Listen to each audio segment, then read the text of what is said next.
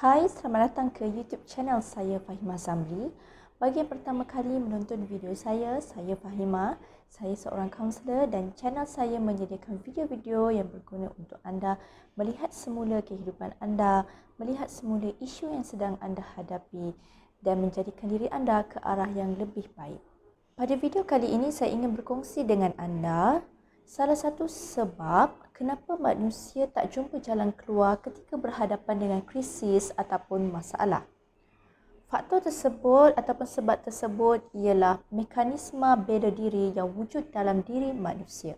Mekanisme bela diri ini merupakan salah satu prinsip dalam teori psikoanalisis yang dibangunkan oleh Sigmund Freud. Lazimnya, mekanisme bela diri ini wujud dalam diri kita sebab individu itu tidak mahu menerima hakikat. Dan mekanisme bela diri ini wujud adalah untuk mengurangkan, meredakan kebimbangan dan kerisauan individu dalam menangani krisis dan isu dalam kehidupan mereka. Sebenarnya ada banyak jenis mekanisme bela diri yang wujud dalam diri kita, sama ada anda sedar ataupun anda tak sedar. Jadi pada video kali ini saya ingin berkongsi dengan anda 5 jenis mekanisme bela diri yang totally membawa kemusnahan kepada kehidupan anda, sekaligus meragut kebahagiaan anda kerana anda tak jumpa jalan keluar kepada krisis ataupun masalah ataupun isu yang sedang anda hadapi. Mekanisme bela diri yang pertama adalah pendaman. Mekanisme bela diri jenis pendaman ini bermaksud individu melupakan peristiwa yang menyakitkan, memedihkan emosi dan mental individu tersebut secara tidak sedar. Dan tentunya mekanisme bela diri jenis pendaman ini adalah bertujuan bagi mengelakkan realiti. Sebagai contoh, anda sering rasa marah, sedih, kecewa, exhausted kerana hampir setiap hari anda menjadi mangsa kepada pasangan anda untuk melepaskan geram. Hampir setiap hari pasangan anda akan pulang dari kerja dan menghadapi stres di tempat kerja lalu melepaskan kegeramannya kepada anda. Dan anda tak cerita pun hal ini kepada sesiapa, tidak membincangkan isu ini. Lalu anda cuba memadamkan memori ini dan buat tak tahu. Setiap hari anda hanya pendam dan terus memendam apa yang anda rasa. Kenapa dipendam? Kenapa tak dibincangkan? Kenapa tak diluahkan? Kerana anda ingin mengelak realiti bahawa anda sebenarnya sedang sedih, sedang marah dan sedang kecewa.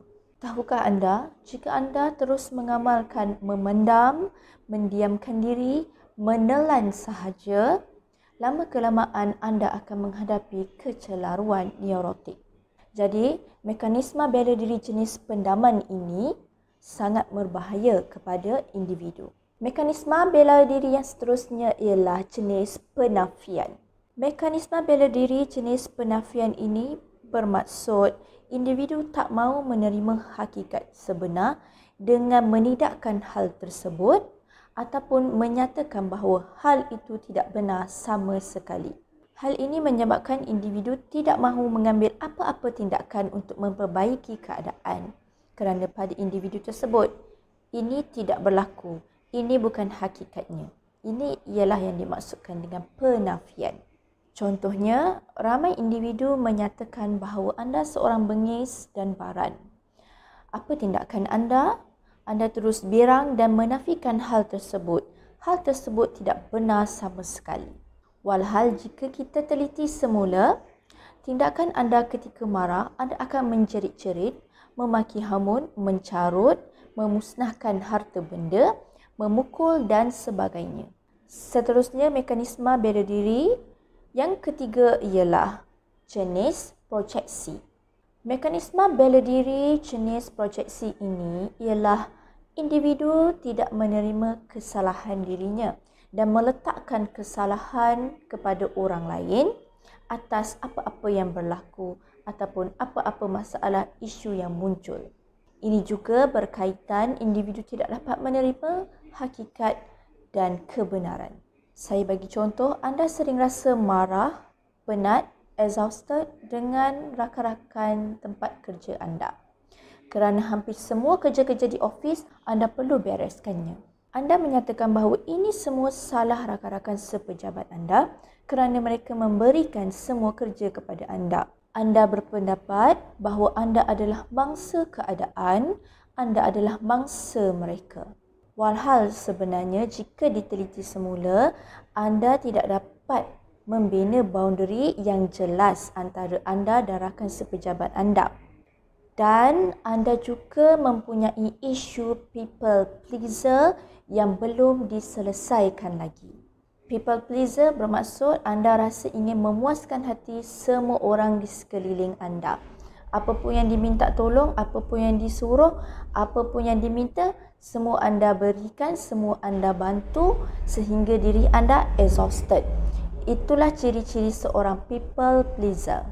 Mekanisme bela diri yang keempat ialah pembentukan reaksi. Mekanisme bela diri jenis pembentukan reaksi ini ada dua jenis. Yang pertama ialah individu akan mempamerkan satu tingkah laku yang sangat bertentangan dengan apa yang sebenarnya sedang mereka alami. Contohnya yang paling ramai orang buat, individu sedaya upaya mempamerkan kebahagiaan, mempamerkan keseronokan, kegembiraan dirinya, walhal dalam diri mereka sebenarnya penuh dengan rasa kecewa, penuh dengan rasa sedih, penuh dengan rasa marah ataupun dendam. Mekanisme bela diri jenis pembentukan reaksi yang kedua pula ialah individu menggantikan kesedihan, kekecewaan, kemarahan dengan satu tingkah laku yang akhirnya menimbulkan lebih banyak masalah, lebih banyak isu. Contohnya, individu melibatkan diri dengan ketagihan dada ataupun ketagihan alkohol bagi tujuan berhayal dengan harapan dapat melupakan kekecewaan, kesedihan, kemarahan yang sedang dialaminya. Mekanisme bela diri yang terakhir yang ingin saya kongsi pada kali ini ialah regresi. Mekanisme bela diri jenis regresi ini bermaksud individu menunjukkan tingkah laku yang telah dipelajari dan mungkin berkesan pada zaman kanak-kanak, tetapi kurang sesuai ataupun kurang matang untuk diteruskan pada usia remaja ataupun usia dewasa. Sebagai contoh, masa kecil kita sering diberitahu oleh orang tua kita, kalau jadi good girl, kalau jadi good boy, mama papa akan sayang. Kalau jadi good girl, kalau jadi good boy, mama papa akan belikan mainan baru. Apabila kita dewasa, style ini tak sesuai lagi untuk diteruskan. Apabila individu melakukan satu-satu perkara, ianya perlulah berdasarkan minat, sukarela, kasih sayang, belas kasihan, tanggungjawab dan sebagainya. Tetapi bukan melakukan satu-satu perkara atas tujuan untuk mendapatkan pujian, bukan tujuan untuk mendapatkan perhatian. Dan sememangnya jika anda terbawa-bawa dengan satu style yang orang tua kita sering ajar kita, mesti jadi good girl, mesti jadi good boy, baru disayang, baru diberi perhatian, baru dipuji, ini sangat sesuai untuk kanak-kanak sahaja.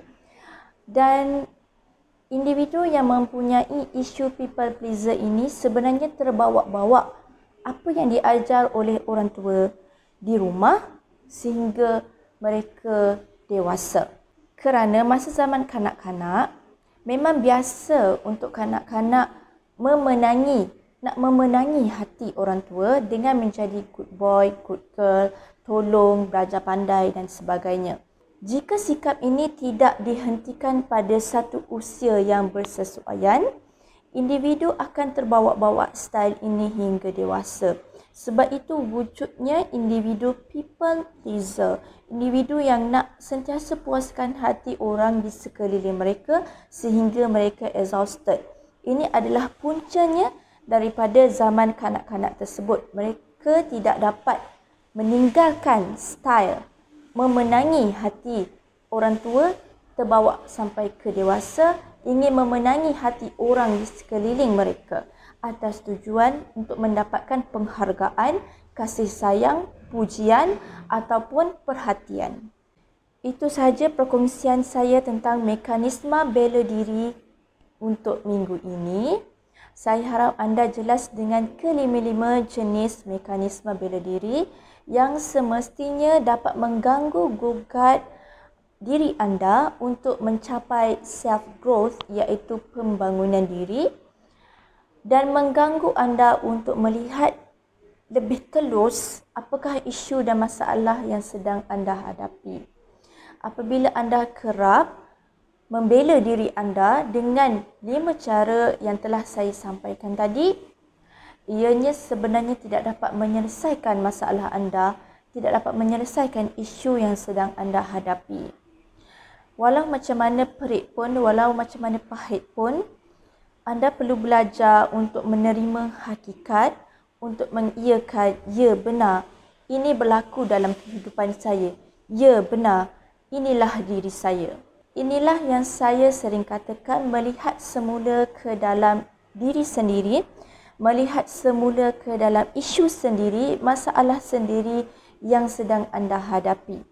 Bagi individu yang tak biasa untuk berkomunikasi dengan diri sendiri, untuk melihat isu sendiri, untuk melihat semula ke dalam diri, ianya memang sukar. Oleh itu, saya menyeru kepada anda semua untuk membuka hati, membuka minda anda untuk sukarela menjalani sesi kaunseling.